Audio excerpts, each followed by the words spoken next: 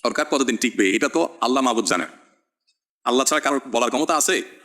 বিগত সরকার যে পতন হলো, এটা কি তারা 5 দিন আগে 7 দিন আগেও তারা স্বপ্নেও ভাবছে? স্বপ্নেও ভাবে নাই।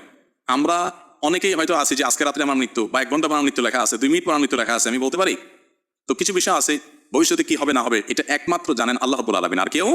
এই জন্য এই সরকার কতদিন টিকবে সেটা একমাত্র আল্লাহই ভালো জানেন। তবে তাদের সামনে চ্যালেঞ্জ অনেক বেশি। একটা স্রোত উল্টাভাবে চলে আসতেছে 50 বছর ধরে, সেটা তারা পরিবর্তন করতে চাচ্ছে। কাজটা অত সহজ না, কারণ গোটা সিস্টেমটা যখন করাপ্টেড, গোটা সিস্টেমটা যখন উল্টাপাল্টা, সেটাকে চেঞ্জ করতে, মেরামত করতে হয়তো অনেক সময়ের প্রয়োজন হবে। আমরা বরাবরের মতো তাদের জন্য দোয়া করি, আল্লাহ তাআলা তাদেরকে সেই শক্তি সামর্থ্য দান করুক।